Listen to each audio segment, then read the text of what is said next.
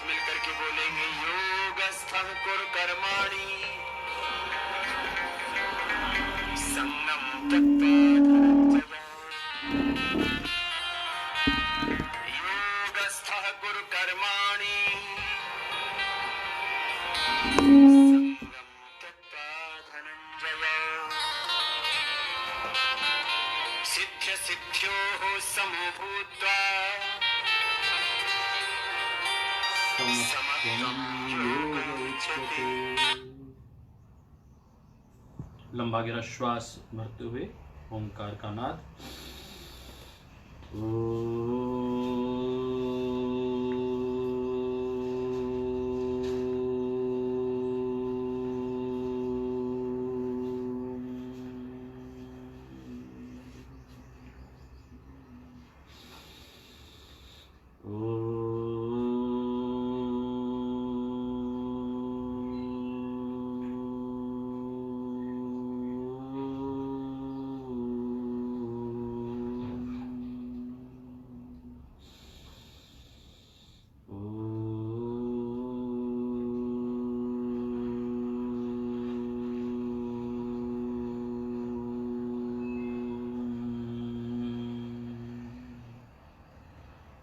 गुरुर्ब्रह्मा गुरुर्विष्णु गुरुर्देवो महेश्वरः गुरु साक्षात् परब्रह्म तस्मै श्री गुरुवे नमः। ओम। सभी साधकों का बहुत बहुत अभिनंदन। आज के इस योग कक्षा में कुछ लोग अभी जुड़ चुके हैं। I welcome all my friends, my brothers and sisters, those who have joined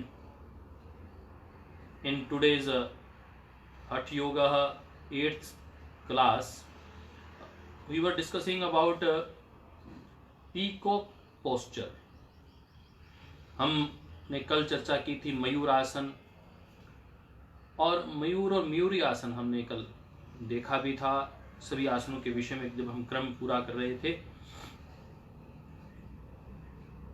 तो एक विषय आया था, वह विषय था शवासन। शवासन दिखने में करने में लगता है कि सबसे सरल आसन होगा, बहुत आराम से हम उसे कर सकते हैं, सहज है। निश्चित रूप से बहुत सहज आसन है और उसकी बहुत से लाभ भी हैं, उसकी चर्चा भी हम करेंगे। यदि हम बात करें कि शवासन से हाई ब्लड प्रेशर ठीक होता है, हिस्टीरिया, जिनको साइकोसोमेटिक डिजीजेज हैं, जिनको एंजाइटी रहती है, हिस्टीरिया रहता है, उनमें जिनमें तनाव रहता है, स्ट्रेस रहता है, उन्हें बहुत ही उत्तम आसन के रूप में यदि हम देखें तो हम पाएंगे कि शवासन बहुत ही प्रभावशाली है।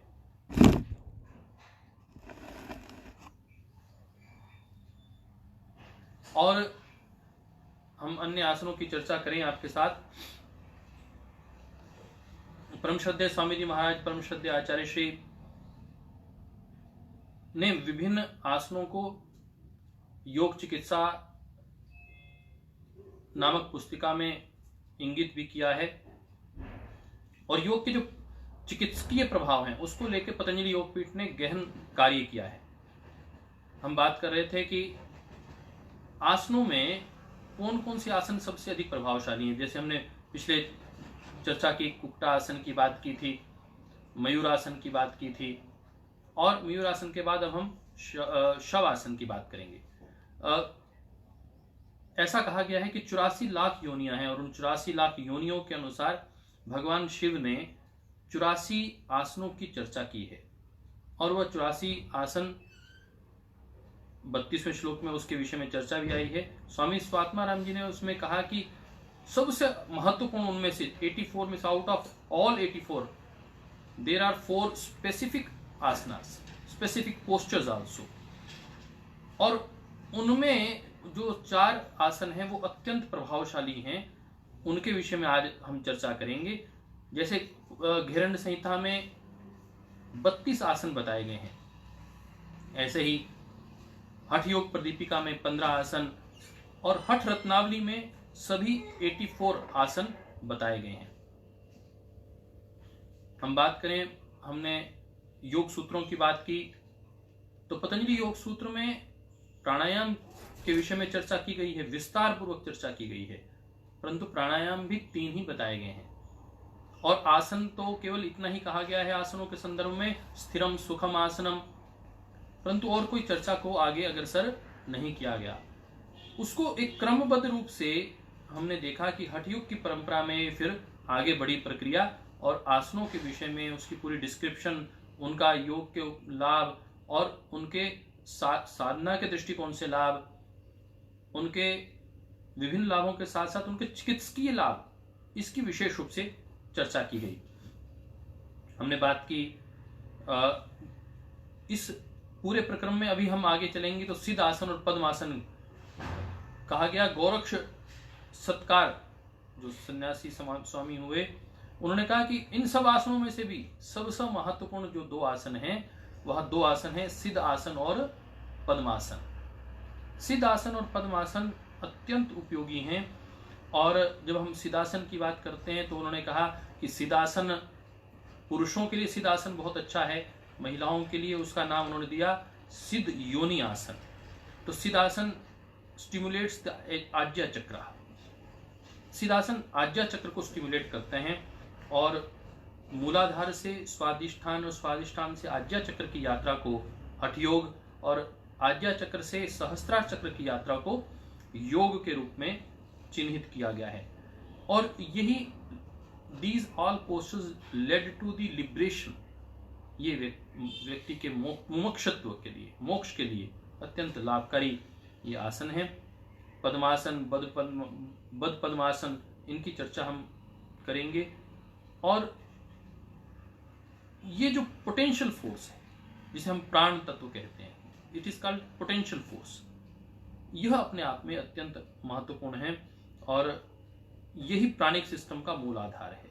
इसमें उद्यान बंध की, मूल बंध की चर्चा आएगी और इसमें विशेष रूप से बल दिया गया 3 बंधों के ऊपर और एक मुद्रा विशेष पर विशेष बल दिया गया। वह एक के साथ में हम कहें 2, ज्ञान मुद्रा और शांभवी मुद्रा, इसके ऊपर भी विशेष रूप से बल दिया गया।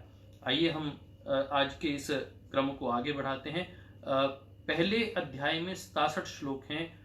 अधिकतम आसनों की चर्चा है, परंपरा की चर्चा है, फिर उसका समापन किया गया है आहार के ऊपर, और फिर दूसरा अध्याय शुरू होगा विभिन्न मुद्राओं के ऊपर और शोधन की क्रियाओं को लेकर। तो मुझे लगता है कि आने वाले 2 दिनों में हम पहला अध्याय पूरा कर पाएंगे, क्योंकि इसमें तो जितना समय लगे उतना कम है। आप और हम साधक हैं, मैं कोई अपने आप को विद्वान के रूप में नहीं कहता हूँ, बिल्कुल एक साधारण कार्यकर्ता के रूप में। जैसे आप स्वाध्याय करते हैं, मुझे लगा कि मैं स्वाध्याय कर रहा हूँ तो हम सब मित्र साथी मिलकर एक साथ स्वाध्याय करें, बस इसी भाव से हमने ये चर्चा आरंभ की और आप सब लोगों ने उसमें अपना सहयोग दिया। तो हम बात कर रहे थे कि शवासन, शवासनम श्रांतिहरम चित्त विश्रांति कारकम, चित्त को विश्रांति प्रदान करने का जो कार्य करता है उसे शवासन कहते हैं। और हम इसकी बात करते हैं, shavasana is very simple practice but most people find it almost impossible to completely relax the body. लगता है कि बहुत साधारण है, परंतु अधिकतम लोग इसको पूर्ण ही नहीं कर पाते हैं। There is a tendency to hold tension in some part. Shavasana में भी कहीं ना कहीं व्यक्ति के शरीर में तनाव बना रहता है। The whole body must relax, then the breathing will simultaneously slow down. जैसे जैसे यह क्रम बढ़ेगा, आप शवासन में लेटेंगे, अपने सारे शरीर को आपको शिथिल करना है और शिथिल करते करते बिल्कुल शांत अवस्था में अपने प्राण को धीरे धीरे धीरे धीमे करना है। Try to ignore the mental chatter and concentrate only on the breath and body. जो अन्य सारी आसपास की गतिविधियां चल रही हैं, मन में विषय चल रहे हैं, उन सबको उन सब से मन को हटाते हुए आपको अपने प्राणों पर ध्यान केंद्रित करना है। This practice is useful for developing body awareness and pratyahara. इससे बॉडी की अवेयरनेस तो रहेगी ही, प्रत्याहार, जो मन आपका संयमित नहीं हो रहा था, मन जो बाहर भटक रहा था, उस मन को भीतर लाने का आप प्रयास आरंभ करेंगे। ये अपने आप में एक बड़ा विषय रहेगा। तो when the body is completely relaxed, awareness of the mind develops। आपका मन क्या कह रहा है, मन क्या कहना चाह रहा है, मन की दिशा क्या है, मन की दशा क्या है, ये जानने के लिए आपको अपनी बॉडी को पूर्णतः रिलैक्स करना पड़ेगा। Its effects influence the physical as well as the psychological character. और फिर क्या होगा, इसका फिजिकल और साइकोलॉजिकल मानसिक रूप से क्या प्रभाव है वो आपको दिखाई देगा। It is very useful in yogic management of high blood pressure, peptic ulcer, anxiety, hysteria, cancer and all psychosomatic disease and neurosis. यह अपने आप में बहुत अच्छा एक आसन है। लंबा गहरा श्वास लिया, श्वास को होल्ड किया और जितना समय आप उसको भीतर धीरे रख सकते हैं और आप अपने हाथों पर ब्लड को बीट करता हुआ, बीटिंग आपको वह अनुभव महसूस हो। और इसमें ही हम आगे योग निद्रा भी करवाते हैं पूर्णतः रिलैक्स करने के लिए। यदि आप सारा दिन थकावट महसूस कर रहे हैं और ठीक से नींद पूरी नहीं हो पा रही है और उसके बाद आपको हम यदि योग निद्रा करवाएं तो 15-20 मिनट की योग निद्रा, आधे घंटे की योग निद्रा व्यक्ति को 8 घंटे 6 घंटे का रिलैक्सेशन देती है। मतलब व्यक्ति जो श्रद्धेय स्वामी जी महाराज इस बात को बार बार कहते हैं कि आपको जो थकावट होती है वह आपके शरीर से नहीं होती, मन से होती है। जब मन थकावट महसूस करता है तो आपको थकावट महसूस होती है। यदि मन में प्रसन्नता आपकी बनी रहे तो आपको थकावट महसूस नहीं होगी और मन की विश्रांति तन की विश्रांति का कारण बनती है। एक वाक्य आपके साथ मैं साझा करना चाहता हूं। चक्षु पश्यति रूपानि मनसा न च चक्षुषा। चक्षु पश्यति रूपानि मनसा न च चक्षुषा। व्यक्ति सोचते हैं कि वह आंखों से देख रहे हैं, यद्यपि व्यक्ति मन से देख रहा होता है। मनसी व्याकुले पश्यन अपि न पश्यति। यदि मन व्याकुल है तो व्यक्ति जो सामने खड़ा है व्यक्ति उसको भी नहीं देख पाता। मन के व्याकुल होने से सामने खड़ा हुआ व्यक्ति दिखाई नहीं देता। तो यही बात शारीरिक और मानसिक तनाव और थकावट की है। शारीरिक तनाव आदमी तब अनुभव करता है यदि वो मानसिक रूप से तनाव अनुभव करे। इसलिए जो लोग अपनी हॉबी का कार्य करते हैं वो प्रसन्नता के साथ करते हैं, वह प्रेम पूर्वक करते हैं। उनके लिए थकावट शब्द कहीं आता नहीं है। वो और करना और कार्य दो हमें, उस भाव के साथ निरंतर कार्य करते हैं। और जो लोग हॉबी समझकर किसी कार्य को नहीं करते हैं उनके लिए वो तनाव बन जाता है।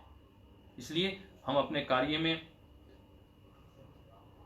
उस प्रेम भाव को अनुभव करें, उस कर्तव्य परायणता को तो अनुभव करें ही, उसमें आनंद को भी अनुभव करें। जो भी आप कार्य कर रहे हैं उसमें एक गहन आनंद की अनुभूति आप करते हुए, यदि आप डॉक्टर हैं तो सेवा करते हुए आपको अनुभव होना चाहिए कि मैं ईश्वर की सेवा कर रहा हूं।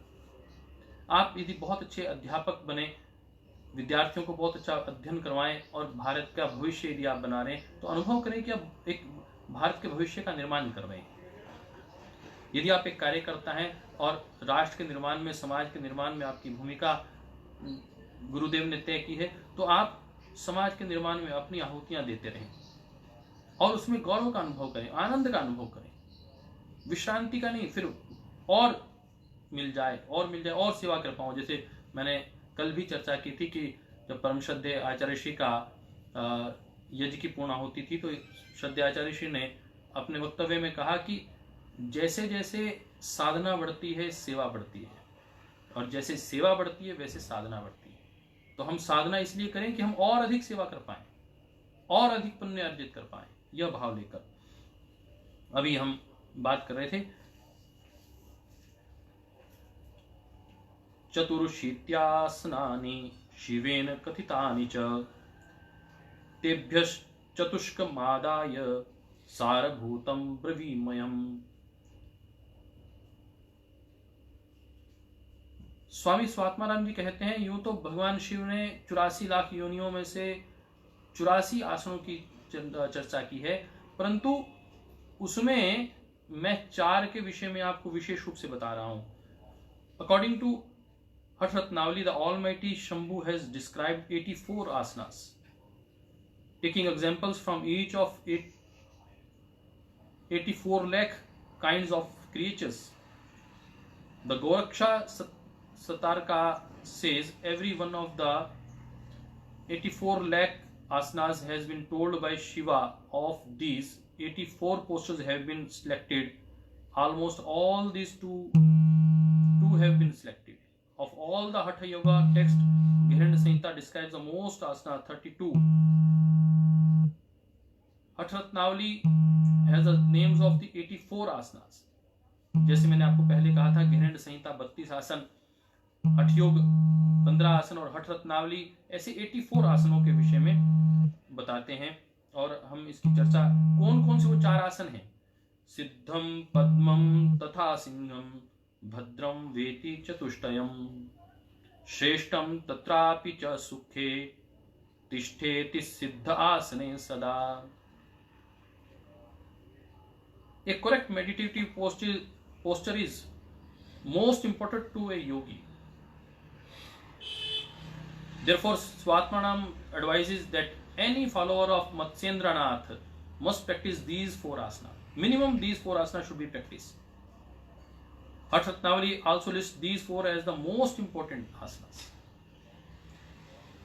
The Shiva Samhita says Siddhasana, Padmasana, Paschimottanasana and Swastikasana are the most important. परंतु गोरक्ष सत्कारा ने कहा only 2 asanas are most important, Siddhasana and पद्मासन।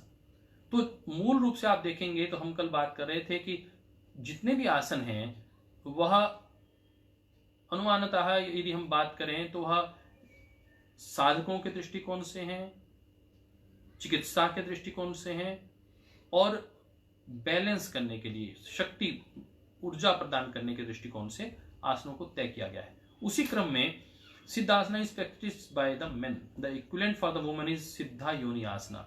आसन तो वही है सिद्धासन, महिलाओं के लिए उसका नाम सिद्ध योनि आसन है और पुरुषों के लिए siddhasana. The other 3 asanas can be practiced by both. Siddhasana is known as the pose of the perfectionist or the pose of perfection. Padmasana is a lotus posture, also called Kamalasana. Singhasana is a loin posture and Bhadrasana is a gracious pose. तो ये आसनों के विषय में सिद्ध आसन, पद्मासन, सिंहासन और भद्र आसन, ये जो आसन है यह अत्यंत प्रभावी आसन है। इनका हमें निरंतर अनुसरण करना चाहिए। इन 4 आसनों के विषय में कौन कौन से आसन? सिद्धासन, पद्मासन, सिंहासन और भद्रासन, ये 4 आसनों के विषय में बात की गई। और यदि हम गोरक्ष सत्कार की बात करें तो 2 ही आसनों की बात कर रहे हैं कि सिद्धासन और पद्मासन, इसकी 2 की ही चर्चा वह अधिक कर रहे हैं। आइए इसको और आगे पढ़ते हैं। सिद्धासन क्या है? अब सिद्धासन के विषय में इतनी गहन चर्चा की गई है साधकों के दृष्टिकोण से, अभ्यासियों के दृष्टिकोण से, जिनको योग में एक किसी सिद्धि को प्राप्त करना है उसके लिए विशेष रूप से परम श्रद्धेय स्वामी जी महाराज भी सिद्धासन का विशेष बार बार उसके ऊपर इंगित करते हैं कि हमें सिद्धासन अवश्य करना चाहिए। और इसमें जो मोटे तौर पर ये 4 आसनों की जो बात आ रही है, इसमें जो एड़ी कहां रखी जाए,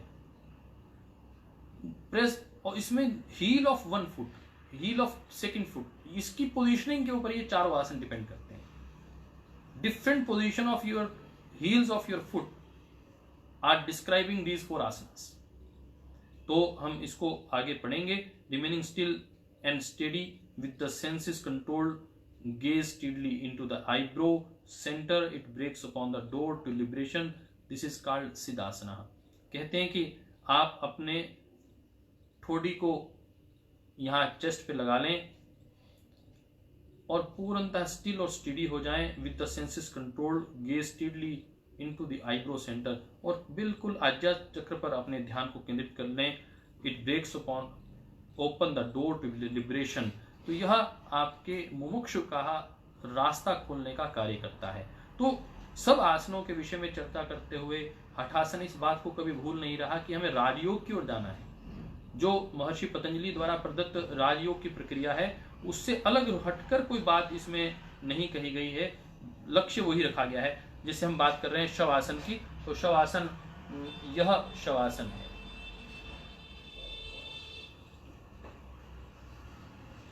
पूरा रिलैक्स, शरीर को पूर्णतः रिलैक्स करना।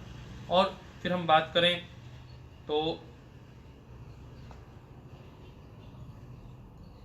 Siddhasana.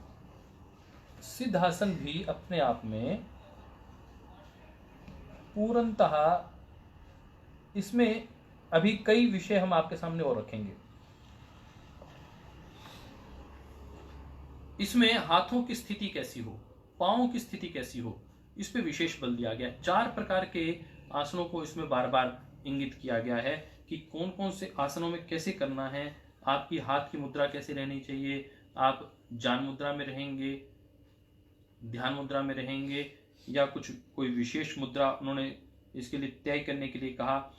सिद्धासना is very important for stimulating Ajna chakra and controlling the nervous and pranic impulses from Muladhara and Swadhishthana chakra. When आज्ञा इज वेकेंड, जब आज्ञा चक्र जागृत हो जाएगा, the realm of pure consciousness is experienced.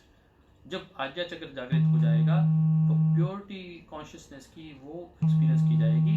It is beyond the effects of Prakriti and the nature and is therefore the door to liberation. यह अपने आप में मुमुक्ष का एक द्वार खोलने का कार्य करेगा। When the chin is placed on the chest, A simplified form of Jalandhar and Ujjayi pranayama is automatically perform. तो ये 3 जो बंद परम श्रद्धेय स्वामी जी महाराज कहते हैं कि त्रिबंध अत्यंत महत्वपूर्ण यह आसन है। प्राणायाम में हम बात करते हैं, बाह्य प्राणायाम त्रिबंध के साथ जब लगता है तो इन त्रिबंधों की इसमें चर्चा की गई है। सिद्धासन में पहली बार मैंने देखा, अन्य आसनों में कहीं बंद की चर्चा नहीं आई है, परंतु यहाँ बंद की चर्चा विशेष रूप से कही गई है। ये अपने आप में एक महत्वपूर्ण विषय ये आया कि ये 3 जालंधर बंद, उद्यान बंद और मूल बंद, इसको विशेष रूप से करना चाहिए। और सिद्धासन करने की एक विशेष उन्होंने प्रैक्टिस बताई है। उन्होंने कहा कि इन मेडिटेशन पोस्चर हैं, these all are the meditation postures. When you first start to practice meditation, other postures can be utilized, but in the final stages, when the external consciousness drops and inner consciousness begins to prevail, Siddhasana is the best posture as it enables you to handle the changes that take place in body during deep meditation. उन्होंने कहा कि जब आप deep meditation में जाते हैं तो आपके अंदर एक परिवर्तन आना शुरू होता है और वह परिवर्तन को हर व्यक्ति संभाल नहीं सकता। ये आसन सिद्धासन उसमें अत्यंत कारगर आसन है। और सिद्धासन की जैसे मैंने कहा कि यह विशेष अन्य प्रकार की ये मुद्राएं भी हैं।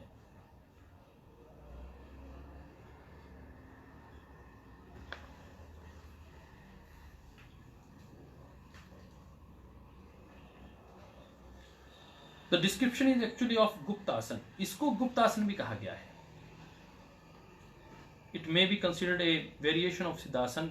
ये वैसे यद्यपि इसका स्वरूप एक ही है परंतु उसको अलग ढंग से भी कहा गया। Best for those who are unable to sit in the way previously described. कुछ लोग सिद्धासन के विभिन्न धारणाओं को अलग अलग करने का भी प्रयास करते हैं। एतद् सिद्धासनम प्राहुर अन्य वज्रासनम विदुः मुक्तासनम वदयन्त एकः प्राहुर गुप्तासनः परम। मुक्तासनम वदन्त एके प्राहुर गुप्त आसनम परे। This is called Siddhasana. Others know it as Vajrasana, some call it Muktasana, and lastly it is called as Guptasana. तो सिद्धासन के विषय में इतनी लगभग यदि हम बात करें तो 10 श्लोकों में इसकी चर्चा रखी गई है। 32 से 37वें श्लोक तक हम पहुंचे हैं और इसमें पिछले 6 यदि हम बात करें तो 6 श्लोकों में लगातार सिद्धासन की चर्चा आ रही है। उन्होंने कहा कि Vajrasana, Muktasana and Guptasana are 3 different postures. Siddhasana is the pose of perfection. उन्होंने कहा यद्यपि ये सिद्धासन के रूप में ही इनको जाना जाता है, परंतु इसमें जो परफेक्ट पोज है वह सिद्धासन है। Vajrasana the thunderbolt pose regulates the Vajra nadi. Muktasana is the pose of liberation. Muktasana liberation का पोज है। And Guptasana is the secret pose. The leg and feet positions vary in all 4 postures. उन्होंने कहा कि केवल मात्र इनके जो the heels of the foot, इनके रखने का स्थान जब बदल जाता है तो वह डिफरेंट आसन बन जाते हैं। ये मुक्तासन के विषय में ज्यादा चर्चा नहीं की गई, परंतु गृहंड संहिता में मुक्तासन के विषय में भी चर्चा की गई है। उन्होंने कहा कि जहां बाएं पांव को एनस के ऊपर and the right heel is above the left side, बायां जो पांव है उसकी एडी को आप गुदाद्वार के पास लगाते हैं और दायां पांव उसकी दाईं एड़ी को उसके ऊपर रखते हैं। इस प्रकार उन्होंने डिस्क्रिप्शन दी है। यह मुक्तासन के विषय में सिद्धासन के साथ साथ ये चर्चा उन्होंने रखी है। और ये चर्चा उसके बाद फिर ये वज्रासन और गुप्तासन,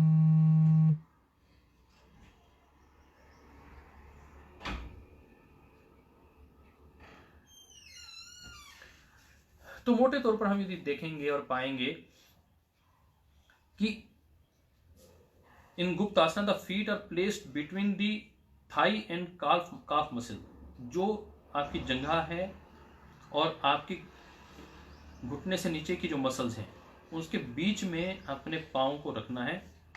the heel underneath presses the anus, ताकि वह गुदाद्वार को दबाव दे सके। However when the left heel presses the perineum, it is Siddhasana. Siddhasana is the most useful because it exerts a constant pressure on the perineum.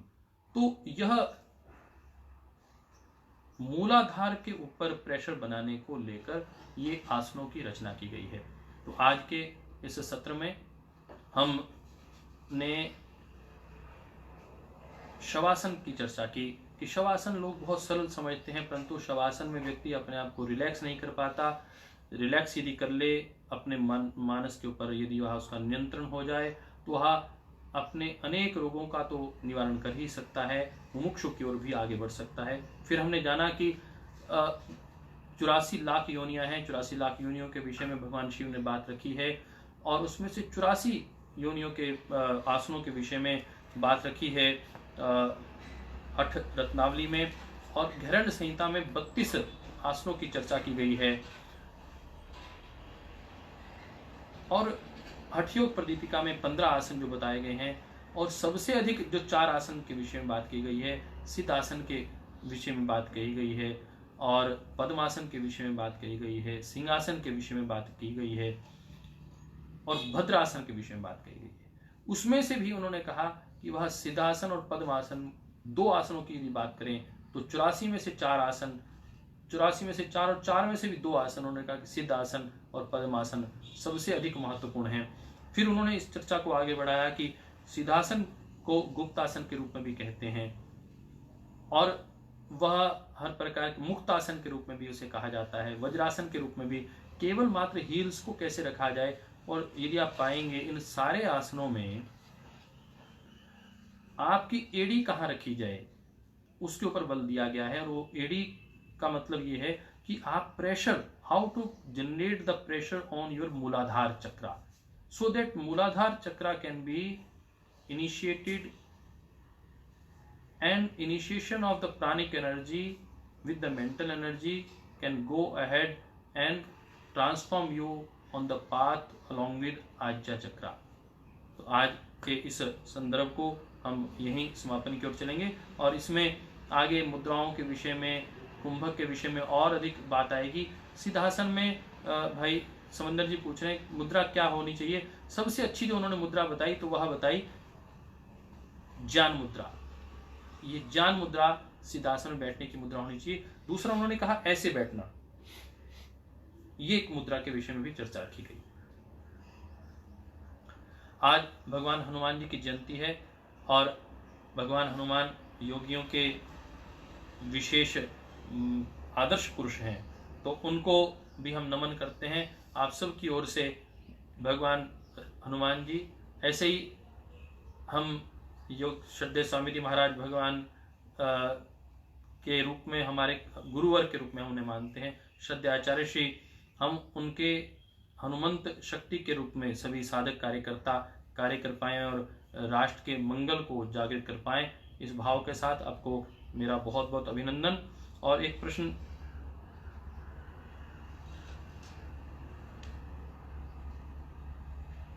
हमारे भाई बापू पाडलकर जी कह रहे हैं कि आप यदि कोई श्लोक के विषय में बताएंगे, तो आज हमने 37वें श्लोक तक पूरा किया है। कल 38 से लेकर 42 श्लोक तक हम इसे समझने का प्रयास करेंगे। मैंने कहा कि हम बहुत अधिक, मैं स्वाध्यायशील व्यक्ति हूँ, परंतु बहुत अधिक साधना इसमें जो आवश्यक रहती है नहीं कर पाया। भाई संजीव जी हमारे बहुत साधक साथी हैं। मैं स्वयं अपने आप को एक साधक मानता हूँ, एक कार्यकर्ता मानता हूँ, और हम आपस में स्वाध्याय, हम एक दूसरे को से प्रेरणा लेकर कार्य करते हैं। आपके जो विचार हैं मुझे प्रेरित करते हैं और मैं कुछ कार्य कर पाता हूँ। श्रद्धेय गुरुवर का जो आशीष है वो हमें आगे बढ़ाता है। कल हम बात करेंगे विशेष रूप से काल की। कितने काल तक कार्य करने के बाद, योग करने के बाद, सिद्ध आसन करने के बाद व्यक्ति सिद्धियों को प्राप्त कर सकता है, और उसमें के लिए क्या समय रखना चाहिए, कैसे कितने समय तक वह करना उचित रहता है। तो उन्होंने कहा कि 12 साल, कहीं 1 साल की चर्चा आई, और कभी उसके विषय हम आगे भी बात करेंगे। भगवान हमें शक्ति दे और हम ऐसी स्वाध्यायशील होकर अपने योग शास्त्रों को अनुभव और पढ़ पाएं। इस भाव के साथ आइए सबके मंगल की प्रार्थना करते हुए, संपूर्ण सृष्टि के मंगल की प्रार्थना करते हुए, आप सबके मंगल की प्रार्थना करते हुए हम कामना करते हैं कि आप इस विकट घड़ी में अपने आप को जहाँ स्वस्थ रख पाएं, वहाँ अपने परिवार को, अपने समाज को स्वस्थ रख पाएं।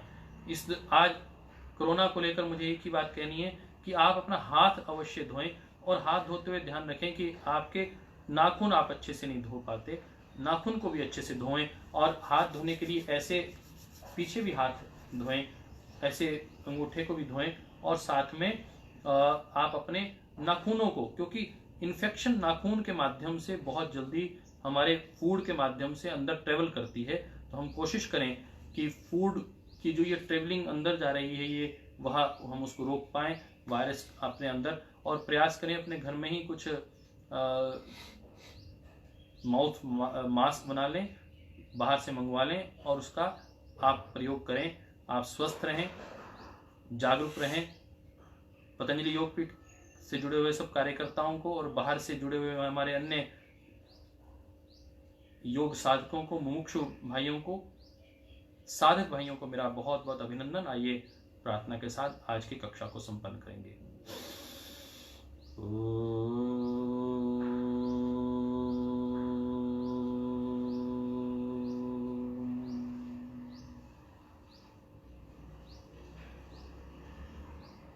सर्वे भवन्तु सुखिनः, सर्वे सन्तु निरामयः, सर्वे भद्राणि पश्यन्तु, मा कश्चित् दुःखभाग् भवेत्।